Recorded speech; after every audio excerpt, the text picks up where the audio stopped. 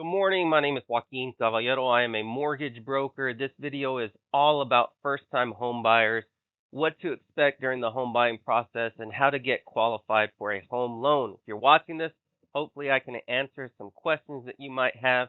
Please write down any questions that I don't address and feel free to contact me. Phone number is 210-896-0531, or you can shoot me an email, joaquin@camlending.com. Let's get right into it.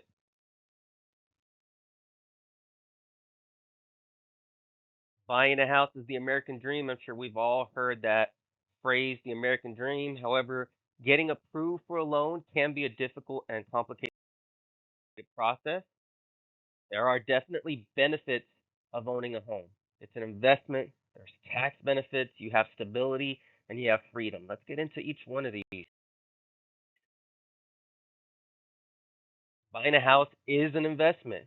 When you think about it, the median price of a house, which is another word for the value of a house, went from $172,900 in 2000 to $417,700 in 2023. That's a huge increase in just 23 years. So everybody who bought a house in 2000 had tons of equity on average by the year 2023. That's about 6% appreciation per year, which is a lot for an investment.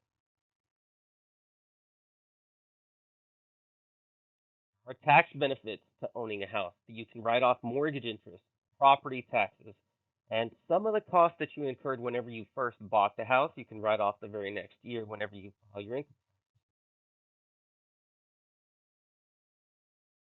The stability when you own a house. Unlike rent, your fixed rate mortgage, the principal and interest for the loan, they don't rise from year to year. They stay the same. Whenever you renew your lease, your landlord could increase your rent. So that's something to keep in mind.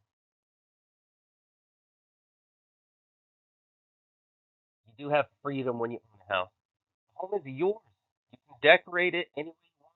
You can choose the types of upgrades that you like. You can build a casita in the back or a mother-in-law suite. Whatever you want to do, the house is yours. You have the freedom to do whatever you want.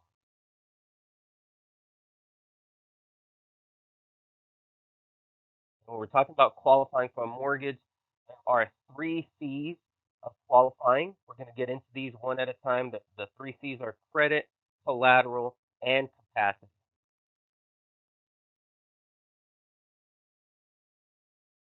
What is credit? Well, credit is just another word for a reputation for you paying your bills on time over a long period.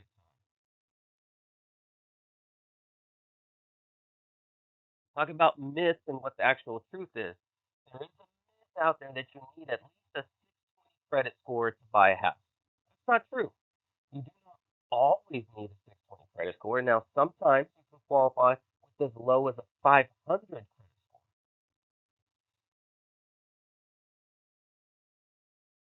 Now, in general, you need a 620 credit score to qualify, but with a bigger down payment or other positive factors on your loan, you can qualify for a loan with a lower credit score than that. You don't need a 620. Yes, it does help, but I've closed many loans over the years for people with lower credit scores than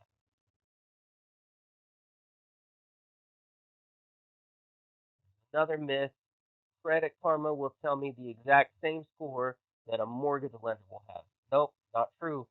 Credit Karma has a different way of calculating your credit score. So they can be anywhere from 20 to 50 points higher than your mortgage credit score, the score that I would have. If you go to myfico.com, that's actually a paid credit monitoring site, but that's the only one that I've come across that will actually show you your true mortgage credit score. I think it's like 35, 39 bucks, and that'll tell you your mortgage credit, Karma, CreditWise, any of those other credit monitoring sites.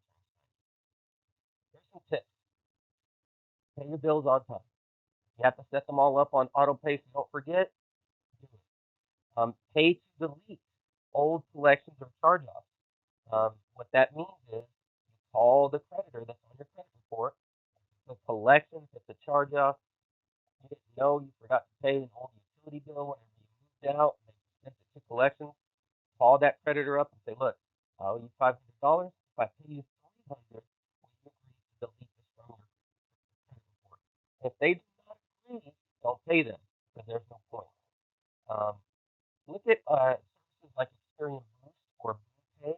Those are really cool tools that if you give them records of your bank statements, they can see that you pay your rent on time or pay other bills on time. And they'll actually upload those to your credit report and have new positive trade lines, and it'll boost your score. Some more tips: freeze your credit so nobody can add anything on there. Dispute any medical bills and monitor your credit.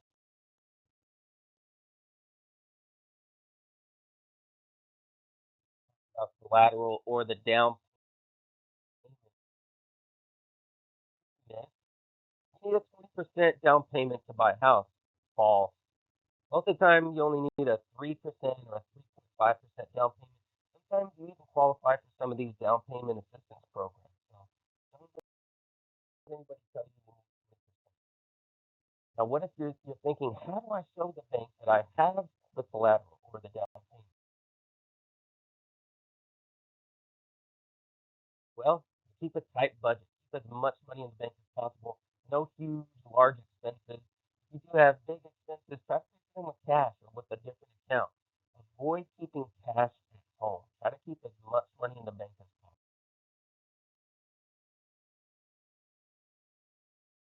You can also sign up to your employer's 401k plan. That helps to save. Sometimes that 401k will grow a lot faster than if you were just putting money in the savings. You can allow family members to add you as an account holder on their account. That's a little trick of the trade. Let's say you have the down payment in cash, in your sock drawer, but your mom or your father-in-law or somebody has a bunch of money in the bank. They can add you as an account holder. You don't even need to get access to it or get their account number or anything.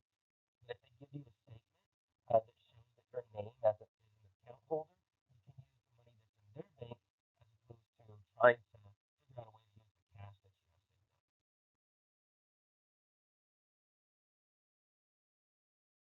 Capacity income is another word for capacity. If you have the income for the capacity to pay for the mortgage payment, here's a myth. I need to have the same job for 2+ years before I can qualify. False. You can qualify for a loan with as little as 1 day on the job. Okay? Those are the three C's of qualifying. Try to memorize those. Let me know if you have any questions about those. But those are the three C's. Summarization of how to qualify for a loan. Now, just because one of these three C's is missing, that doesn't mean that you can't get a loan. It just means that it'll be a little bit difficult.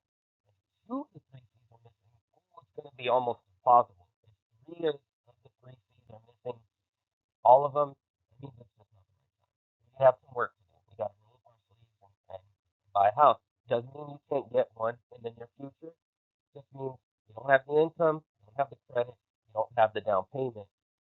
It's almost impossible. But if one of those is missing, we might still have a loan. Two of them are missing. It's going to be challenging. But I have closed loans before. Three missing. Sorry, not the right time.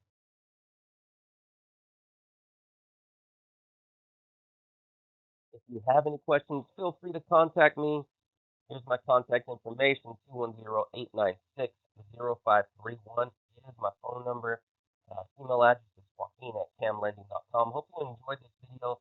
Let me know if I can help you or anybody you know. Thanks a lot.